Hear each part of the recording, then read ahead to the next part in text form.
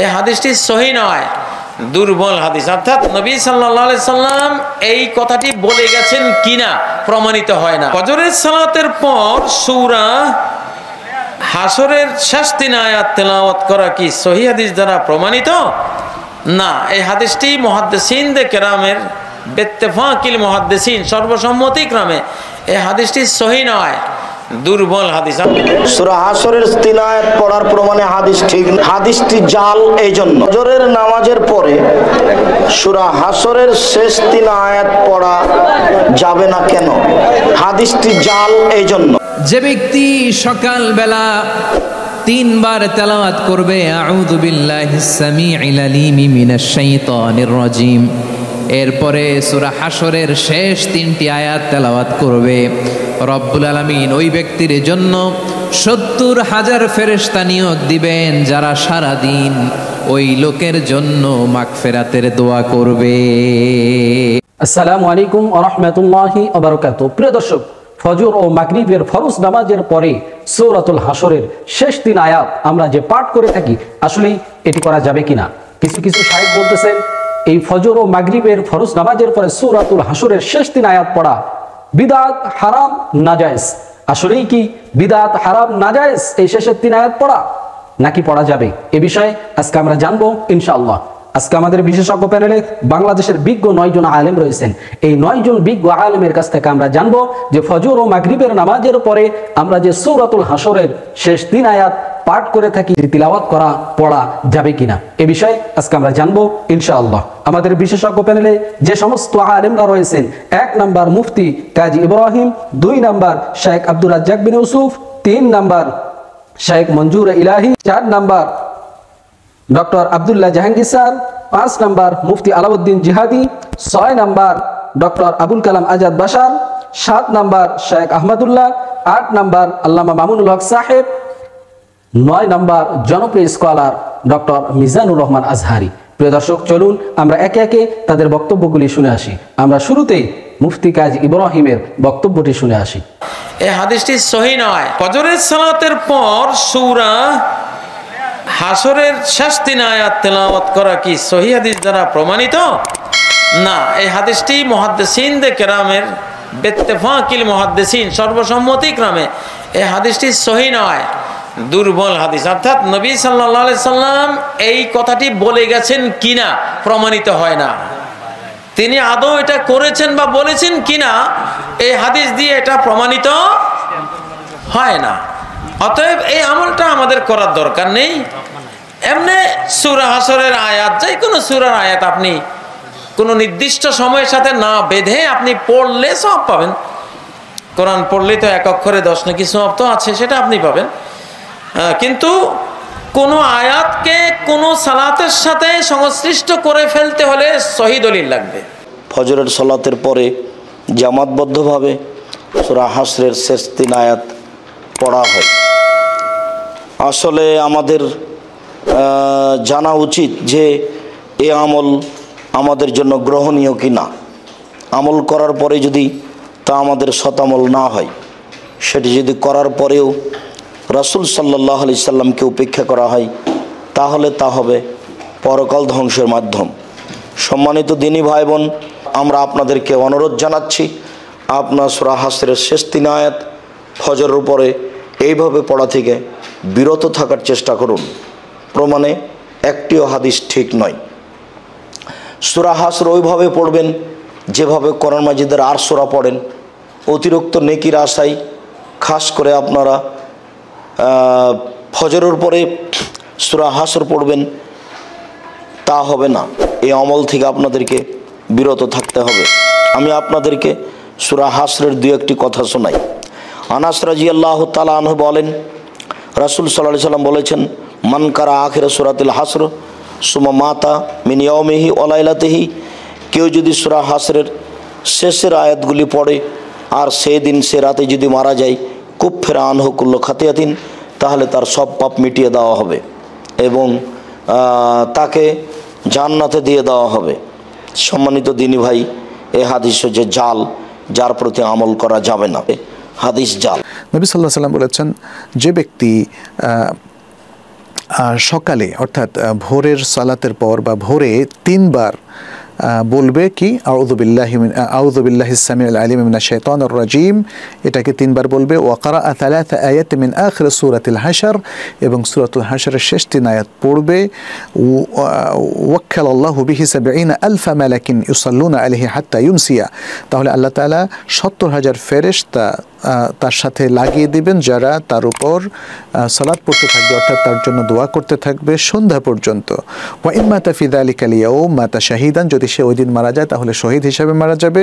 ওয়ামান ক্বালাহা হিনা ইউমসি কানা বিতিলকাল মানজিলা, আর যে ব্যক্তি একইভাবে এই হাসরের শেষ 3 আয়াত সন্ধ্যাকালেও পড়বে, তার জন্য সে একই মানজিলা থাকবে, অর্থাৎ প্রভাত পর্যন্ত ৭০,০০০ ফেরেশতা তার ব্যাপারে নিয়োজিত থাকবে এবং সে মারা গেলে শহীদ হবে। ইমাম তিরমিজি আবু ঈসা তিনি বলেন, হাদা হাদিসুন গরীবুন লা না'রিফু ইল্লা বিন হাদাল ওয়াজহ, এটা একটা গরীব হাদিস যেটা আমরা এই সনদ ছাড়া আর কোনো সনদে জানি না। তো এই হাদিসটিকে ইমাম তিরমিজির এই হাদিসটিকে ওলামা ইকরাম বলেছেন এখানে এলাল আছে, সেজন্যে ইমাম নাববী তাকে দাঈফ বলেছেন, শেখ আলবানী তাকে দাঈফ বলেছেন, শেখ শুআইব আল আরনাউত সহ অত্যন্ত বিজ্ঞ প্রাজ্ঞ ওলামায়ে কেরাম এই হাদিসটিকে দাঈফ বলেছেন, যেটি তিরমিজির মধ্যে এসেছে। সূরা হাশরের এই যে 3টা আয়াত, এটা পড়াটা তো উত্তম কাজ, কারণ এটা কোরআনের আয়াত, কিন্তু এইভাবে এই সিস্টেমে ফজর সালাতের পরে এই সিস্টেমে 3 বার পড়াটা এটা দুর্বল। কারণ এই যে দুর্বল যেগুলোকে হাদিস হিসাবে উল্লেখ করা হচ্ছে, সেগুলোর উপর জমহুর মুহাদ্দিসিনের বক্তব্য হচ্ছে এভাবে এই বিশ্বাস নিয়ে আমল করা জায়েজ নাই। যে নিয়মিত অধিবা হিসেবে সমস্বরে পড়া এটা আরেকটা বেদাত। ফজরের ফরজ নামাজের পর সূরা হাশরের শেষ 3 আয়াত সবাই মিলে পাঠ করা যাবে কিনা? ফজরের নামাজ এবং 5 ওয়াক্ত নামাজের পরে 33 বার সুবহানাল্লাহ, 33 বার আলহামদুলিল্লাহ, 34 বার আল্লাহু আকবার সবাই মিলে পড়েন তো জামাতে পড়েন না? সবাই মিলে পড়েন তো এটা সবাই মিলে পড়ুন কেন? এটা হলো যদি কেউ শেখানোর জন্য 2-1 দিন বলে দেয় দোষ নেই, এটা নিয়মিত অধিবা হিসেবে সমস্বরে পড়া এটা আরেকটা বেদাত। ফজরের নামাজের পরে সূরা হাশরের শেষ 3 আয়াত তেলাওয়াত করলে আলাদা কোনো ফজিলত আছে কিনা, সেটা কি শুধু ইমাম সাহেব তেলাওয়াত করবেন নাকি মুসল্লিরাও তেলাওয়াত করবেন? সেই ভাইয়ের প্রশ্নের উত্তরে রাসূল করিম সাল্লাল্লাহু আলাইহি ওয়াসাল্লামের একখানা হাদিস শরীফ দেখাতে চাই, যেটা উল্লেখ রয়েছে সিহা সিত্তার অন্যতম কিতাব তিরমিজি শরীফের 2922 নং হাদিসে এবং সুনানু দারিমি শরীফের 3468 নং হাদিসের মধ্যে উল্লেখ রয়েছে। মুসনাদু আহমদের 20306 নং হাদিসের মধ্যে উল্লেখ। ইমাম বাইহাকির শুআবুল ঈমানের 2272 নং হাদিসের মধ্যে রয়েছে। মুহজামুল কবির লিত্তাবারানির 537 নং হাদিসের মধ্যে উল্লেখ। এছাড়াও আরো বহু কিতাবে হাদিসখানা উল্লেখ রয়েছে।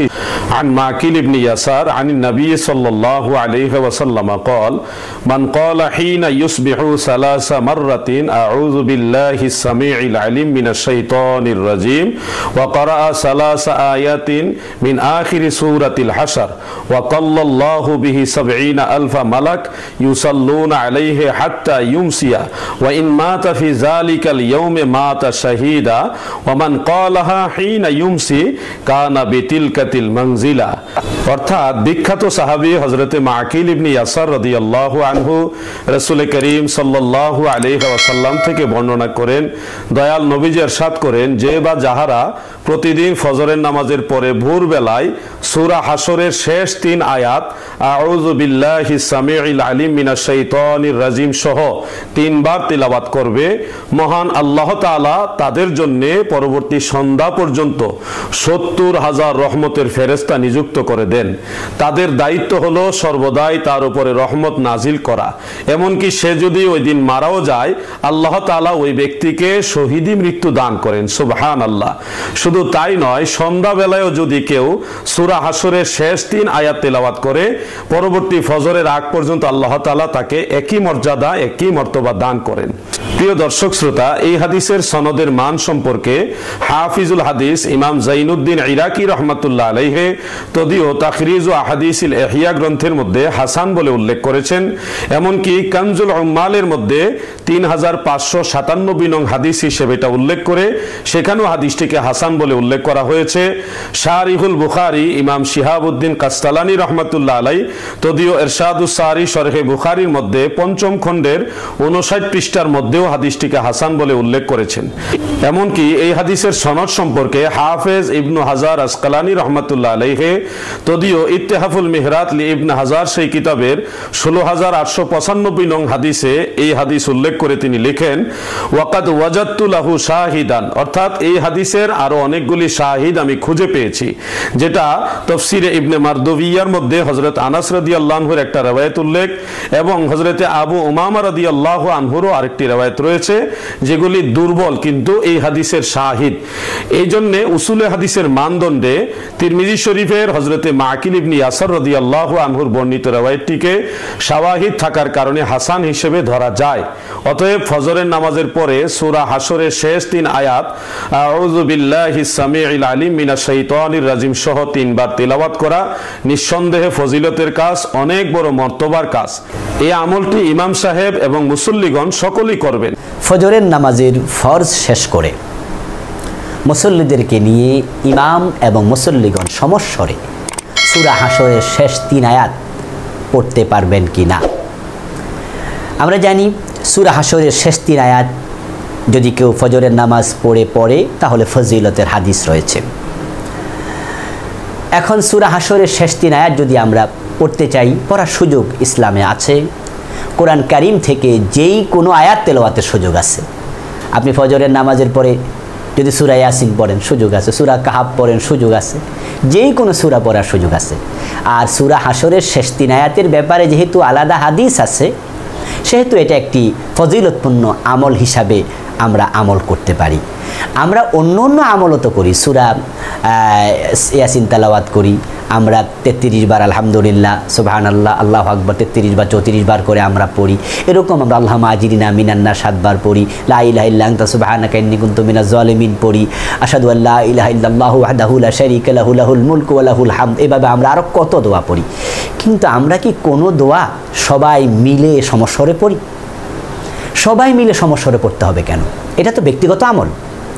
যেহেতু এটা ব্যক্তিগত আমল, সেহেতু সূরা হাশরের শেষ 3 আয়াত এটা ব্যক্তিগতভাবে পড়াই হচ্ছে সুন্নাহ। একাধারে কোনো মসজিদে 15 বছর 2 যোগ চলছে, সকলেই আমরা সূরা হাশরের শেষ 3 আয়াত সবাই মিলে জোরে জোরে পড়ছি। সবাই মিলে জোরে জোরে যদি আমরা এভাবে পড়তে থাকি, তাহলে আল্লাহ তাআলার সুস্পষ্ট আদেশ লঙ্ঘন করা হবে। ফজরের পরে, মাগরিবের পরে বা সকাল এবং সন্ধ্যায় সূরা হাশরের শেষ 3 আয়াত পাঠ করার ব্যাপারে হাদিস আছে।